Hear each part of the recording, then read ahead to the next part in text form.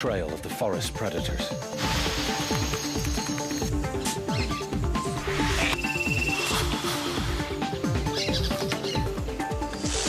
That is a cat.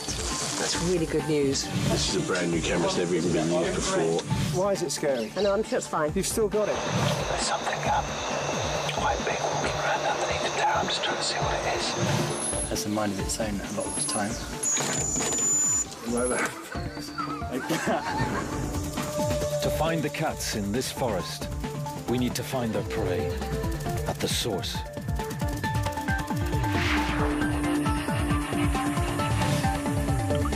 In the hottest months, drying riverbeds lead animals straight to shrinking waterholes.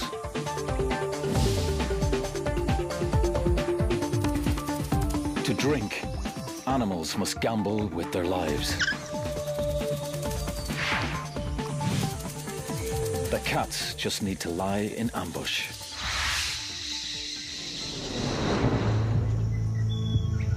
These hidden pools are a perfect place to meet cats after dark, when they're most active.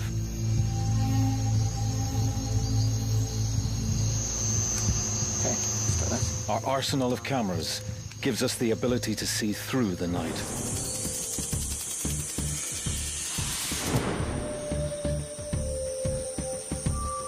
The Starlight camera takes available light from stars or moon and magnifies it, allowing us a cat's eye view of the forest.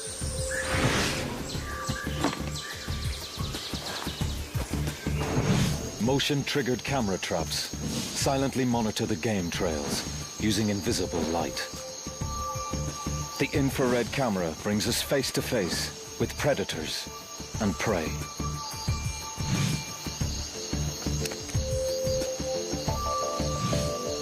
Warm-blooded mammals can't hide from our thermal camera.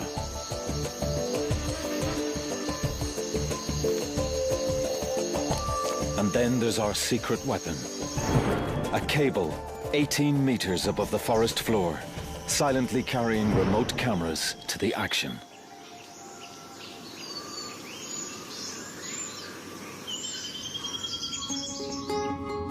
All of this unique technology has just arrived in Costa Rica's Santa Rosa National Park. The aim? To film one waterhole with cable cameras and remote cameras, as well as camera traps spread further afield.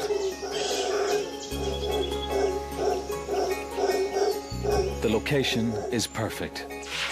A drying riverbed that attracts prey and camera-shy predators from a wide area.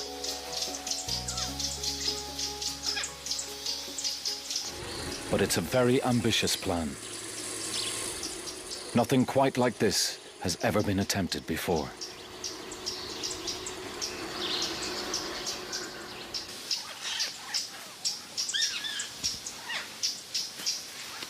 "50 years ago, most of this land was pasture, and ranchers shot cats on sight. Now, Santa Rosa and the surrounding area is one of the most important natural refuges in Central America, and the daytime forest is full of life. But the life we're looking for is normally concealed by trees.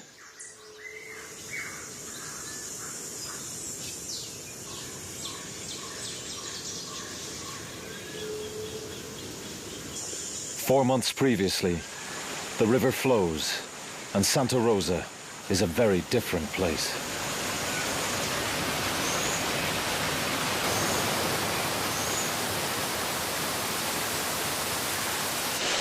Martin Dorn and cable expert Tim Fogg are greeted by the heaviest rain in decades. The river is much higher than usual, so just getting around is a challenge.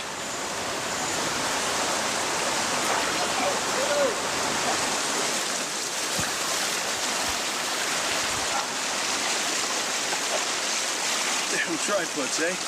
Who needs them? Martin and Tim are looking for strong trees to anchor the heavy camera cable. So it normally, when it's dry, it extends west from those rocks down. No, just there. Just about here. Yeah, I mean, it's not even that deep. Once they locate the best pool, they head up the hill to find a clear view.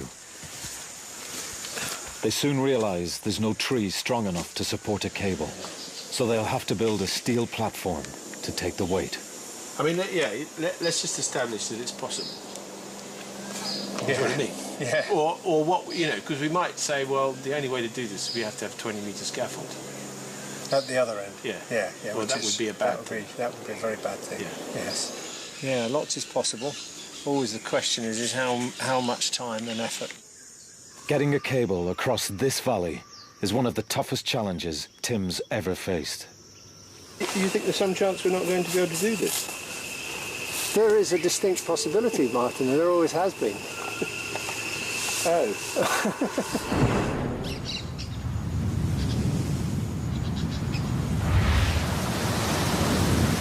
The dry season winds drive water out of the forest.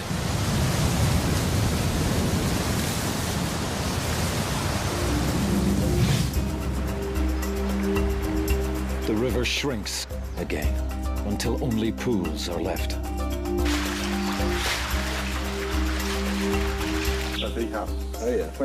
Jaguar scientist Eduardo Carrillo has studied cats here for 25 years. He guides us to the most likely filming sites. 10, 20 years, a lot of... He knows the cats are here through his pioneering use of camera traps.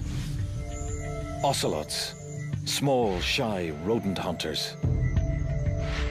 Pumas, 60-kilo deer hunters.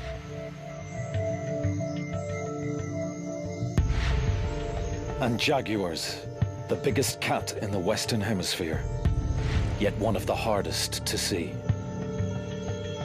Is that this waterfall here? The team are ready.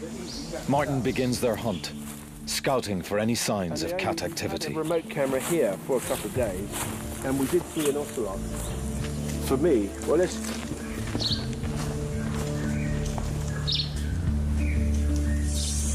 There's a footstep that's a cat. Yeah, no, perfect. It's an ocelot footprint.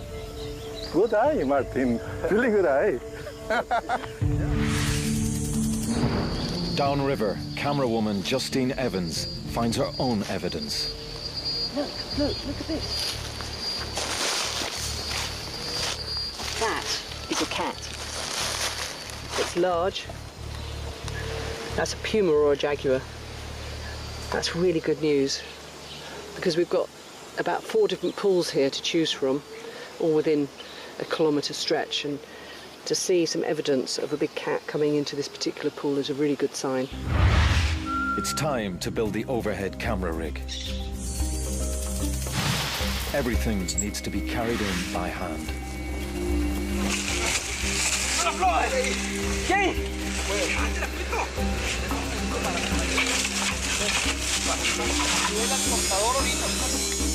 A 7-meter-high platform will anchor the cables and serve as a control center for the remote cameras in the valley.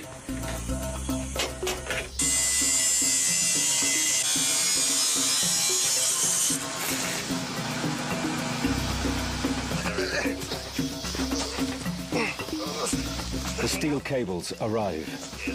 Carrying these 150-kilo weights to the site is just the beginning.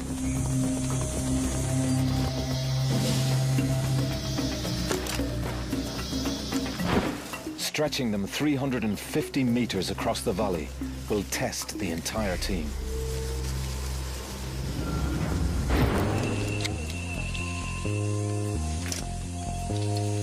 One, 2, 3. Crossbows shoot thin line over the trees, but only 100 meters at a time. Yeah, I can see it. I'll just paused up again. This is just getting worse and worse, really. Then we must untangle the line before firing the next length. 3, fire! It's a major challenge, and everyone's feeling under increasing pressure. We sure we want this? Why is it scary? I know, I'm sure it's fine. You've still got it. It's still going back to the tree. Nothing scary about it. My confidence has gone since I couldn't open the box. Yeah, I'm chuffed with that bit. Yeah, I am. I get chuffed with each bit. But as I say, then you go, oh God, the next bit. Because the next one, the cables are getting heavier and heavier. The pulley systems are getting bigger and bigger. We're into big winches and things now. So. A week later, we finally get the line across the valley and into position. Now the team needs a volunteer to zip line down the cable and clear away branches. Jim Spickler has a head for heights. Pretty exciting. Continuing on, I got about 100 meters completed. Got about 200 more.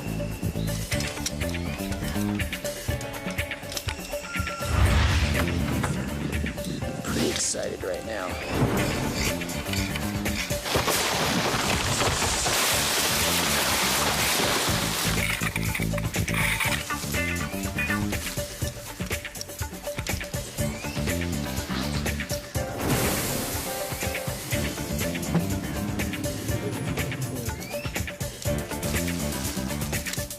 Done well. The cable is ready for action. The dry season tightens its grip and the pools are shrinking fast.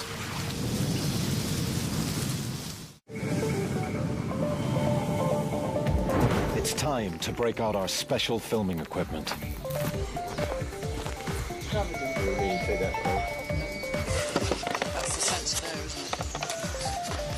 Among our most important tools are the trap cameras. They detect movement and record automatically. We want to set them in the forest as soon as possible.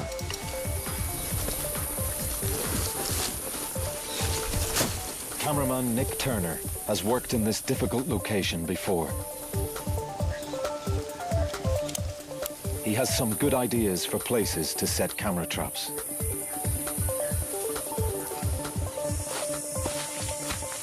They'll offer a fascinating window into a secret world.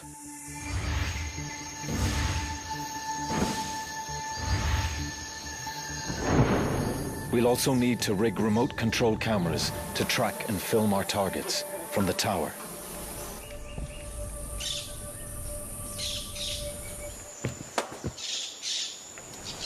The camera will move on a dolly suspended from the cable, at our command,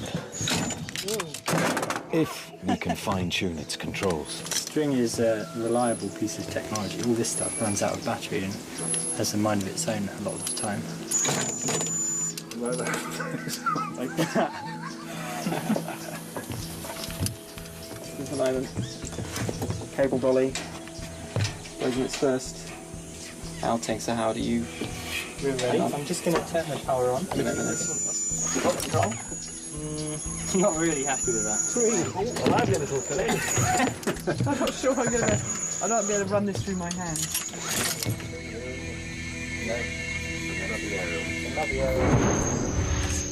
With the gremlins almost under control, we can start looking for cats on the move.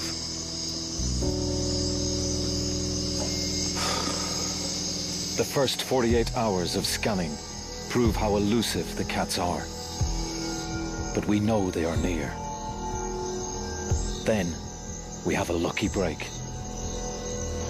Out patrolling the nearby beach, one of Eduardo's students, Luis Fonseca, stumbles across a remarkable sight. A young jaguar killing a nesting sea turtle. His camera phone captures the first moving images of a jaguar from Santa Rosa.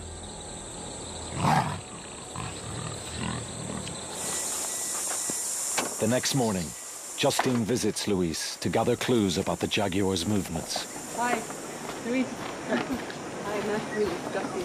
Luis thinks the jaguars travel between hills inland and the beach. And one of the best routes is along our riverbed. Oh, great. Turtles come ashore to lay their eggs under cover of darkness. And sometimes, a jaguar is waiting. It uses powerful jaws to puncture the turtle's skull, killing it quickly. Luis takes Justine to the area. If the jaguar returns, a trap cam will be waiting. Once the lid's closed, we can leave it running for 2 months. Back at the tower, news is good. Got your camera running? Yes. The dolly's working well now, and there's no wind. At least we've got a camera in position, so if anything does happen, we can see it. As darkness falls, the night shift prepares for another mission, making sure everything is safe and secure. Okay, let's go with that. We need to level the head as well. If it fell off the cable, the first thing that would take the full weight of all of this on the top with the 2 cameras on the bottom, there'd be probably about 50,000 quid's worth of stuff, I think.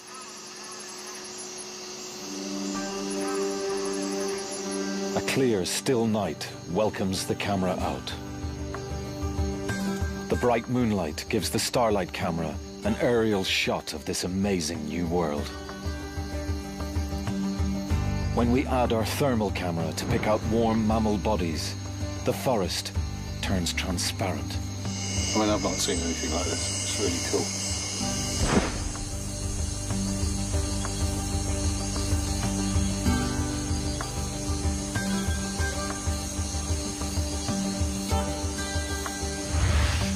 Stop there. It looked like something moving in the trees.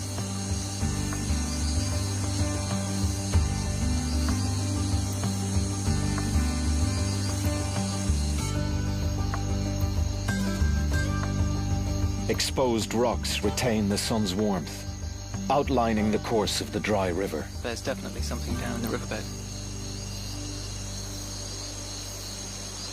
Slow down, stop.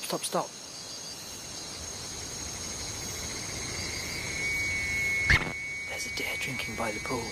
But there's a problem. Our control hardware is overheating. We need to keep the computers open to cooling air. It's biscuit time. We found out that the optimum space that the laptop needs to be open is exactly the same as the packet of biscuits that we get, so it's time to wedge a pack in the laptop. The fortune of the project now depends on a pack of cookies.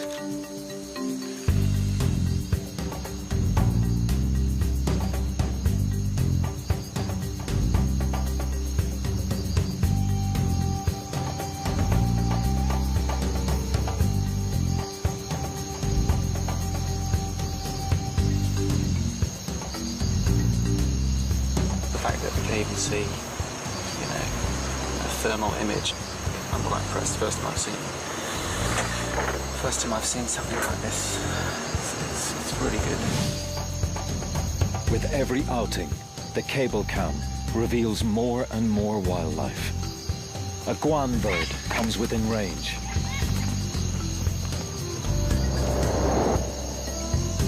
We capture an elusive tree porcupine creeping through the branches.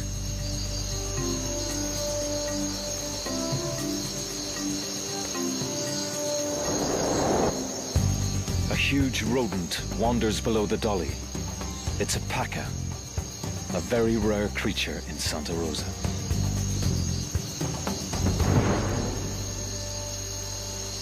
With our eye in the sky up and running, the team's confident it's only a matter of time until the cats appear.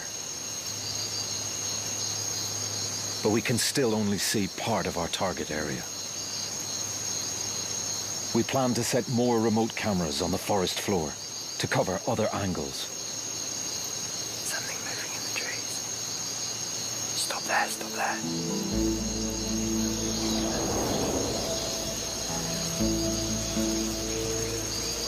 As moonlight gives way to sunlight, the daily roasting of the forest continues.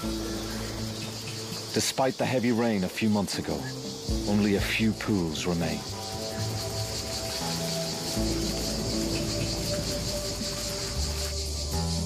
It's now 40 degrees in the shade, and the monkeys are feeling the heat. They keep to the few green areas of forest left, where they can still find moist fruits to quench their thirst.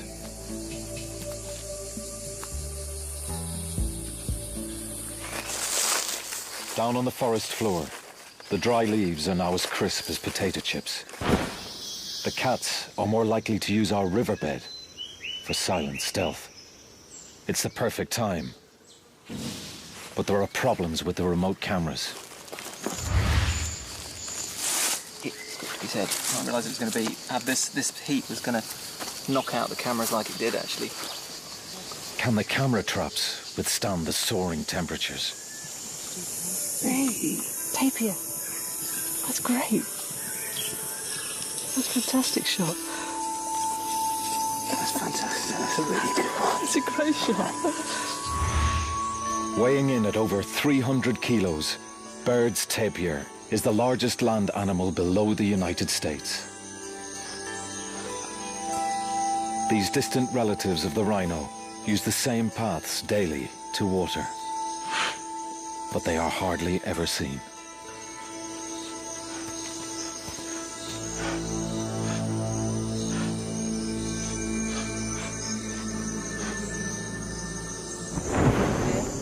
Loads of them. 3 deer. Excellent. Oh, good. Nice to get more watery stuff, won't it? Yeah, I probably should have planned it right. But I think we should do what you said, which is point the camera at the pool. Unexpected creatures reveal themselves. Coyotes and a family of raccoons. We're seeing a lot of potential prey, like deer and agoutis. The predators can't be far behind.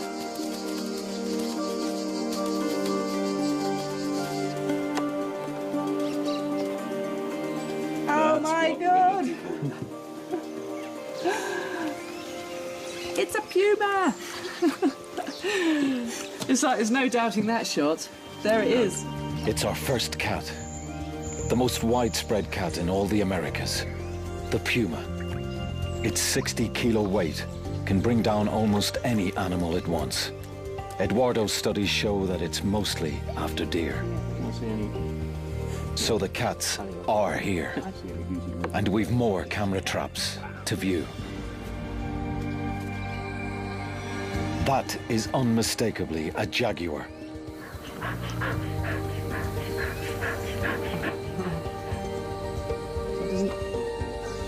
Another incredible image, up close and very personal. Jaguars roam great distances, but they tend to remain in one area for a week or so. Which means there's a good chance we'll see this cat again. Now that is a cat. That's that is a proper cat. Howard put this one in. Later that night, we mount the starlight and thermal cameras on the cable.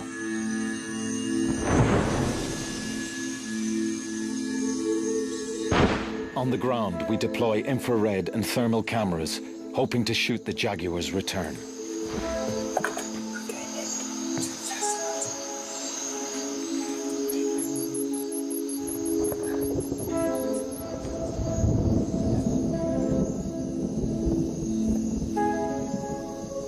Within minutes, the thermal camera locks onto a moving heat source. Stop there, stop there. I think it's a deer. That's a deer. What's he doing? Is he eating? Moving there.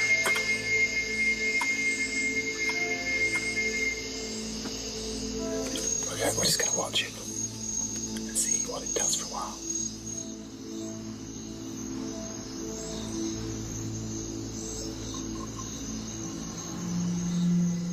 The deer looks like it's coming for a drink. The perfect moment to attract a predator.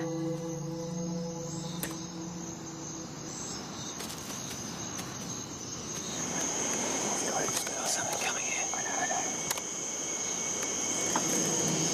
Let's slow down, stop. Oh, it's a tapir, I think.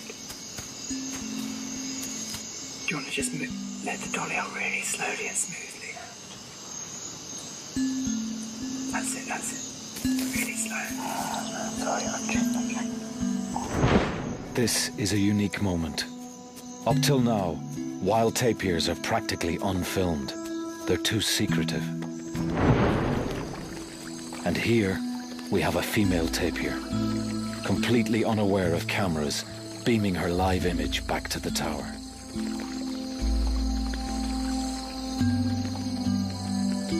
It's a fantastic chance for the crew to observe new behavior. We've seen a tapir walk down and start bathing, which is awesome. I wasn't expecting it at all. In these dry conditions, tapirs need water daily and use regular bathing spots. This is now the only pool for miles.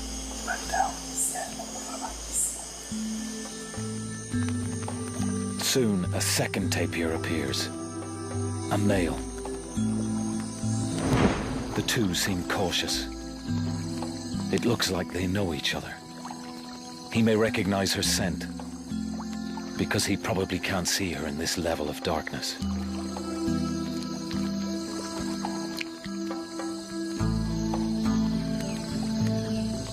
Our infrared and thermal cameras give us an intimate view of one of Costa Rica's most mysterious creatures.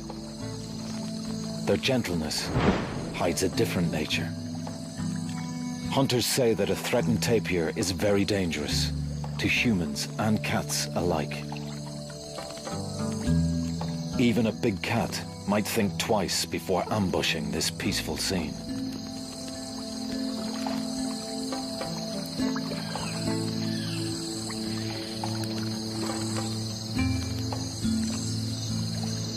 First time I've seen something like this.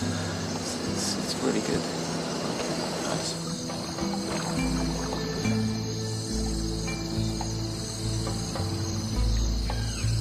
You see that? It's just taking off and landing on the tapir. It's some sort of bat.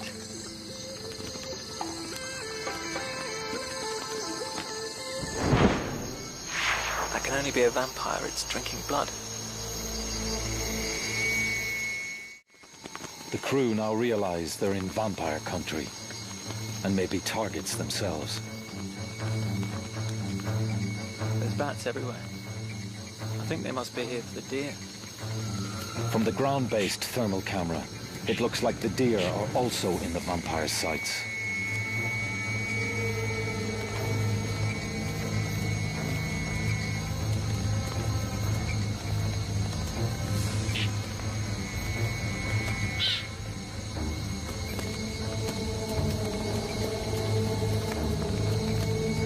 Once they've landed, the bats use their own heat-detecting sensors to home in on their warm-blooded meals.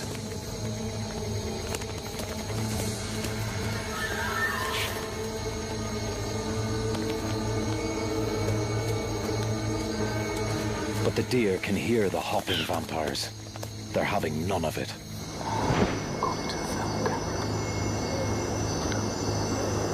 On the remote camera, Nick notices a mysterious shape glowing in the bushes. Oh, well, I don't quite know. It's in amongst the branches. Yeah, there's something, isn't there? There's a hot spot back there. There's something through those branches. It's definitely a cat, but I just can't see what it is.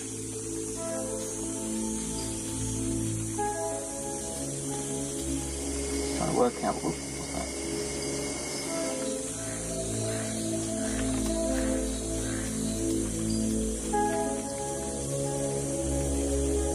A rustling toad attracts the cat's attention.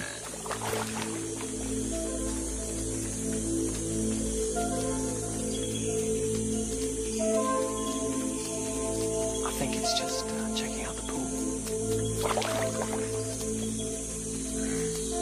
As it leaves the pool, a trap cam picks it up and reveals a new species of cat for the team.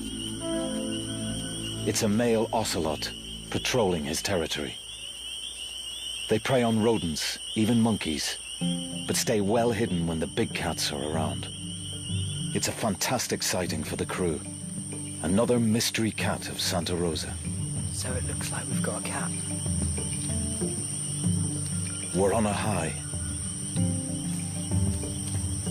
Then, disaster strikes.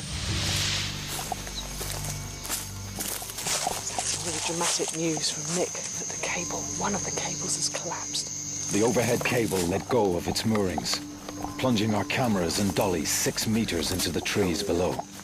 The cameras could be destroyed. We'll have to release the tension. But it could have been worse. This was the cable that Jim was climbing on only a few hours ago. And he could have come down. I mean, he wouldn't have. Like a vampire, the Starlight camera's light-sensitive lens will burn out at sunrise. So it's just going to climb, or do you think we should just try and get the angle of this right? I'm going to pull it back and just try and re-engage it by rolling it down the hill. No, they don't need ropes. They don't need ropes. The team must send someone up into the canopy to rescue the stranded camera. The rig survived the initial impact, but if the cable collapses further, the project will be over. I think after this, take the camera off and lower it down. The dolly is stuck. If knots come apart. As night turns to dawn, the crew face one of their greatest challenges. Could you just gently pull just put tension on it, just gently pull it. We just want to see what happens now. Down towards the end. Yeah, it's never going to get to the end of the friction. To get the dolly down, we'll have to dismantle it in mid-air, a piece at a time. You need more tension, more slack up there. Try and get to the end of the string. So that's entirely unfair. It's subjective. I believe the process is painstaking and dangerous. Unfortunately, the pulley's going to be on top of it as well. By early morning, the last sections are safe, but it's a mess. And it'll take a couple of days at least to put it all back together.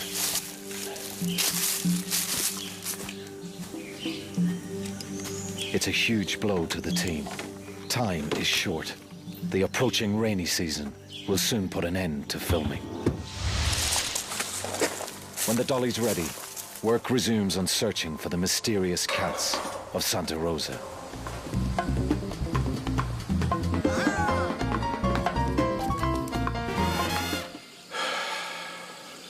Tremendous fun.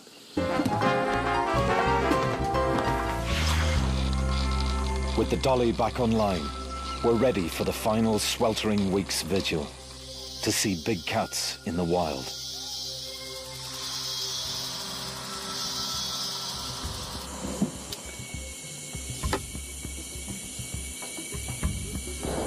Turn it clockwise.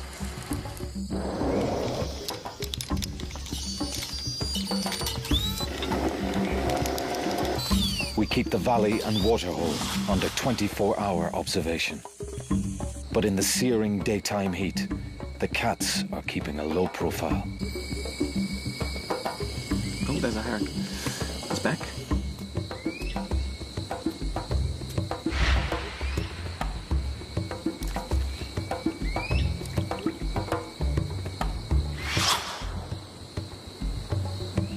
We are seeing so much prey. Our chances of spotting a jaguar are increasing.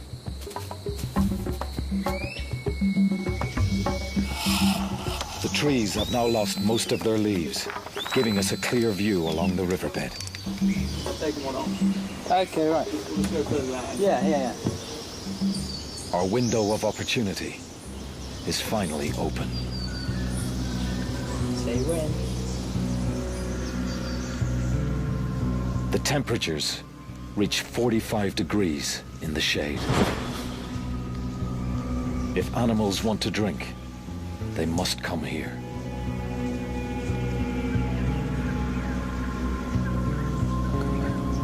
Nick's trained eye spots some movement.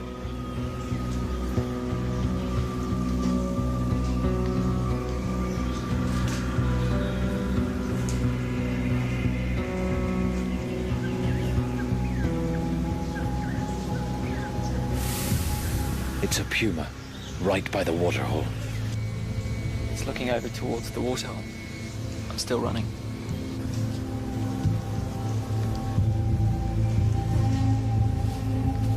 She's up. Keep it steady, Howard. A mother and fawn are drinking just 200 meters from the puma.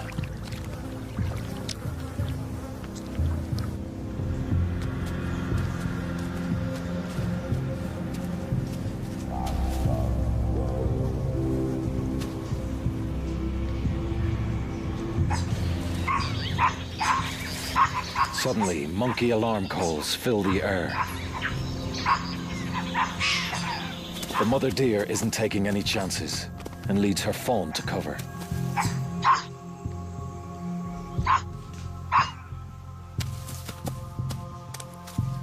In daylight, these sharp-eyed capuchins can spot predators in the distance. They mob cats when they find them, letting every creature in the forest know danger is coming.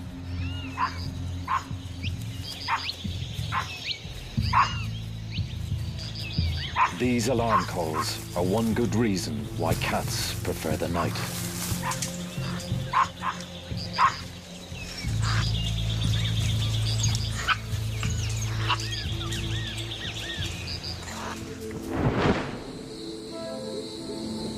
As the sun sets, the moon casts a bright glow over the forest.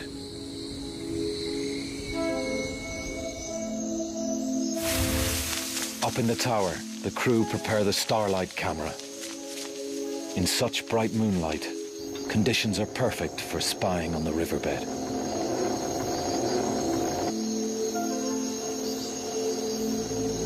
Quietly and carefully, the team ease the dolly out over the trees.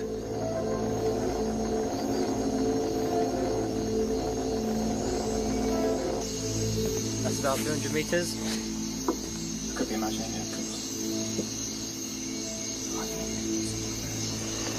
We've just found a deer with a thermal camera, and it's in the forest, and it's about 100 meters from the waterhole, and it's just sitting in the bushes and not moving at all. It's just been grooming itself, and it's very dark at night, so I wonder if it's just it's a strategy for surviving a dark night, just to sit still in a thick bush and not move. Creeping through the forest, this deer could be taking a chance.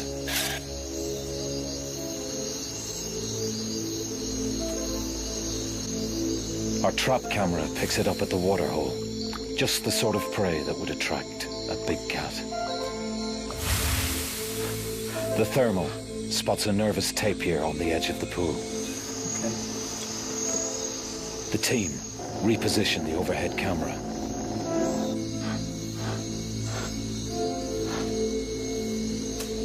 Something unseen startles the tapir. Just ran at something there, just turned it around. Not far. Keep coming. On the overhead camera, Nick picks up a new heat source. There's something coming in. It's not a deer. It might be a cat. I don't think it's an ocelot.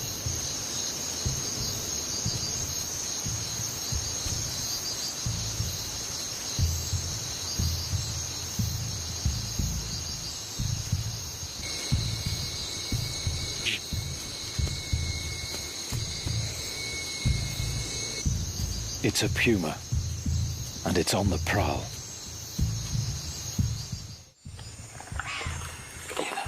Yeah.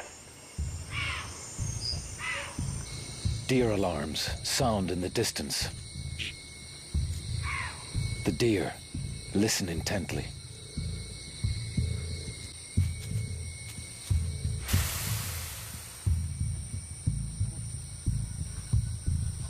I think it's chasing something, a mouse or a rat or something.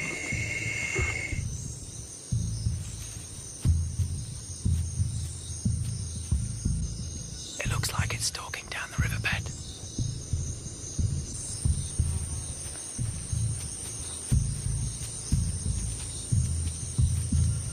See that? It's taking tiny little steps.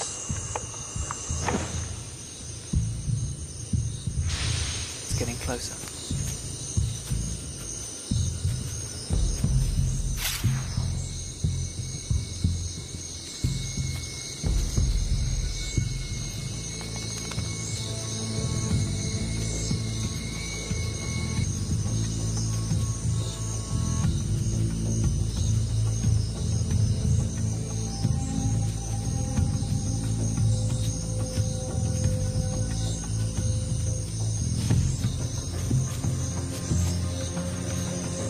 The puma is within striking distance.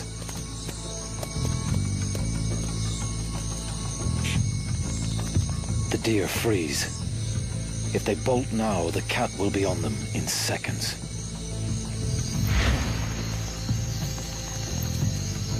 I can just see him through the branches.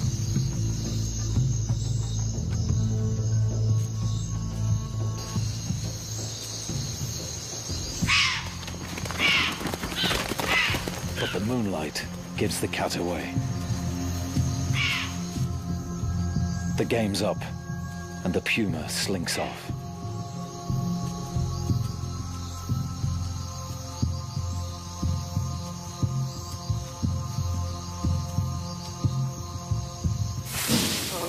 Just went on and on, didn't it? Went right under the cable.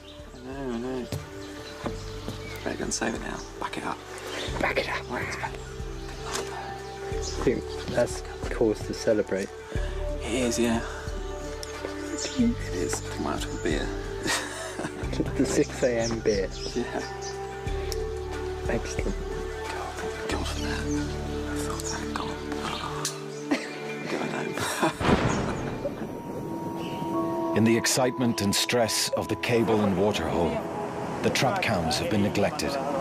It was on this beach a jaguar was seen killing a turtle a few weeks ago.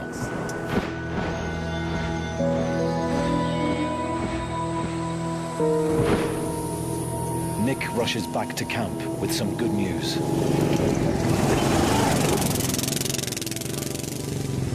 First one I looked at was the jaguar. I think it's just going to come out there and wander around, isn't it? It's just quite happy to... It's obviously the resident jaguar, you know. What, male or female? The trap cams have recorded more jaguars. That's it, we got a jaguar. There's a jaguar there, yeah. I'm not going to high-five you because I said. No, that is absolutely awesome. Yeah, it's good. Pigeon, yeah. Martin calls in jaguar expert Eduardo to share our success.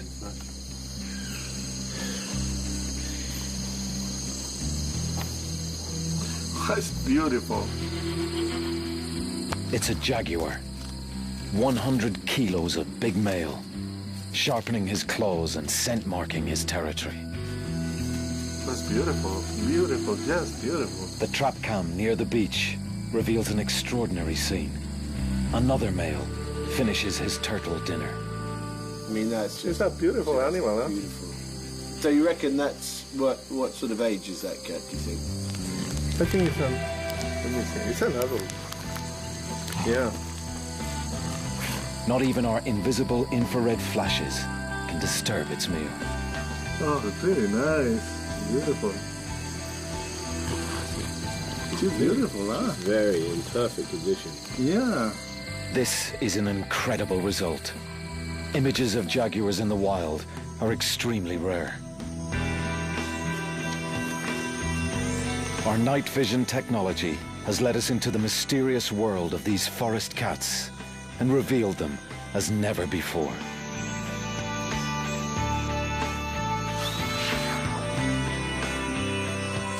The final camera trap holds the biggest surprise.